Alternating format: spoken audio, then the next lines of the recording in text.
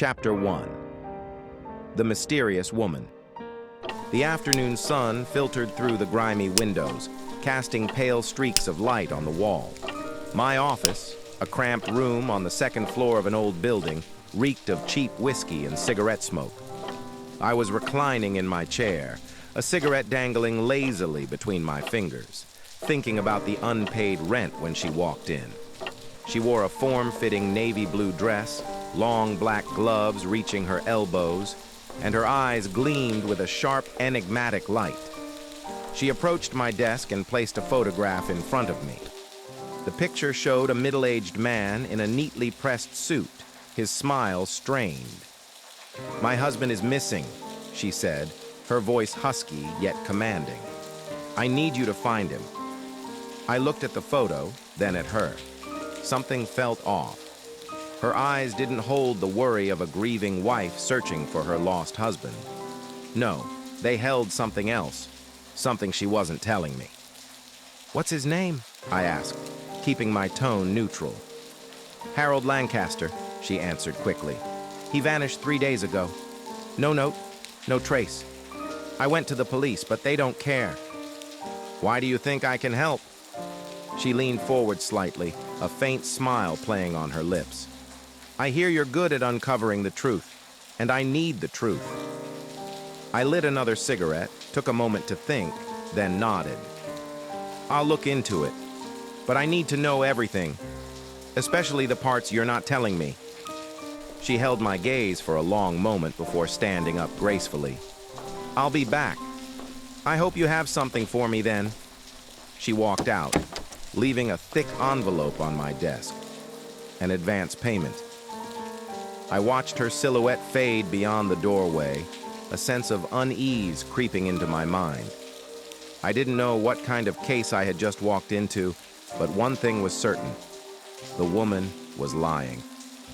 Chapter 2. The First Clue. The name Harold Lancaster wasn't unfamiliar. He was a well-known businessman, owner of multiple properties, and connected to some of the city's most powerful figures. If someone like Harold had gone missing, it wasn't for a simple reason. I started at his office, a sleek, glass-covered building in the heart of the city, a stark contrast to my own shabby workspace. By the time I arrived, it was already closed, but an old friend, Charlie Finn, a night security guard, might help me. "Black? Haven't seen you in a while. What brings you here?" "Looking for some info on Harold Lancaster. Heard he left something important behind." Charlie glanced around before lowering his voice. "Harold told me someone was following him.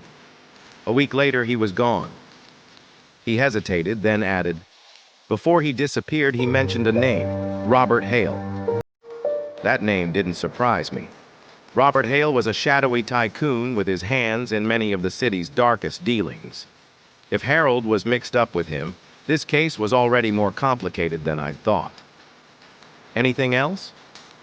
Did Harold say anything specific?" Charlie hesitated. He seemed scared, like he knew something was coming. I remember him whispering to me once, "If anything happens, check the safe." But I don't know which safe he meant. That could be a vital clue. I gave Charlie a nod and stepped into the night. If I wanted to find Harold Lancaster, I needed to uncover whatever secret he had been hiding. And to do that, I had to get into his office. Chapter 3. Into the darkness. I slipped into Harold's office in the dead of night. The room was a mess, as if someone had already searched through it before I arrived. Drawers were yanked open, papers scattered across the floor. I picked up a crumpled sheet of paper. Scrawled across it were the words, "Beijing Project." It had nothing to do with this city, but it was certainly a lead. I continued sifting through the mess. A large envelope lay amidst the pile of papers on the desk, seemingly left behind in a hurry. When I opened it, I found an old photograph inside. Harold standing next to a silver-haired man wearing round glasses. Scribbled hastily on the back of the photo were the words, "R.H. Do not trust him." Before I could process the implications, a sound shattered the silence. Footsteps. Someone was coming. Chapter 4. The Midnight Threat. I returned to my office, my mind reeling with scattered clues. Someone didn't want me digging into this case, and they were willing to kill to keep their secrets. I poured myself a glass of whiskey, but before I could take a sip, a shadow appeared at the window. A flash of steel. A knife buried itself into my desk, just inches from my hand. "You shouldn't be involved in this, Black." The voice was deep, familiar. The same man who had attacked me at Harold's office. He stood in the dim light, his face cold and expressionless. "I'm just doing my job," I said, keeping my tone steady. "Seems like someone has a problem with that." He smirked. "That's right. And if you keep going, next time the knife won't just hit the desk." Before I could react, he disappeared into the night. I picked up the knife, running my fingers over the blade. A message was etched into the steel. Final warning. Someone really wanted me to stop, but I was never the kind of guy who knew how to back down. Chapter 5. A Restless Night. I spent the entire next day watching Harold's office, but nothing out of the ordinary happened. As night fell, I decided to return, this time with a more concrete plan.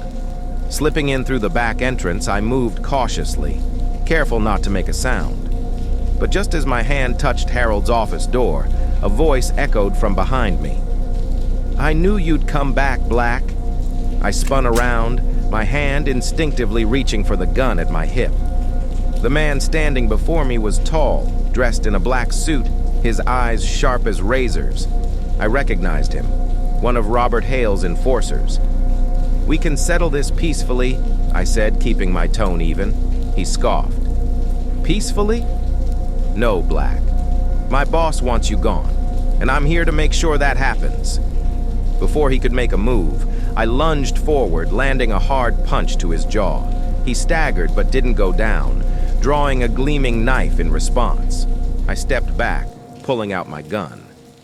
"Let's see who's faster," I growled. He held my gaze for a moment before smirking. "This isn't over, Black. I'll be back." And just like that, he slipped into the shadows, leaving me standing there, knowing the danger was far from over. Chapter 6. A clue from the past, I left Harold's office, knowing I could never go back there.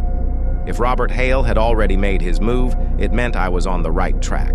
But I needed more information. I went back to find Charlie Finn. When I arrived, his door was slightly open. I stepped inside, only to find him lying on the floor, a bullet lodged in his chest. He gasped, struggling to speak.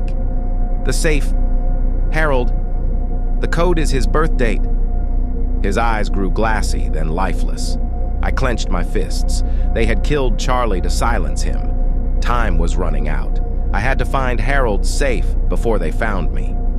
I drove straight to Harold Lancaster's apartment.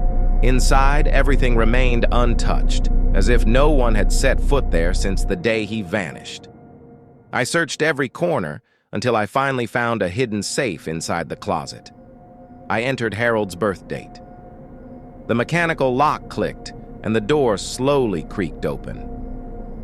Inside, I found a thick stack of files and a small notebook. Flipping through the pages, my eyes skimmed over Harold's frantic handwriting. He had documented everything: illegal dealings, bribes, and most importantly, undeniable proof of a money laundering operation connected to Robert Hale. Then, I heard a noise outside. Someone had been following me. I hastily stuffed the documents into my coat. The door burst open. A man with a gun stormed in.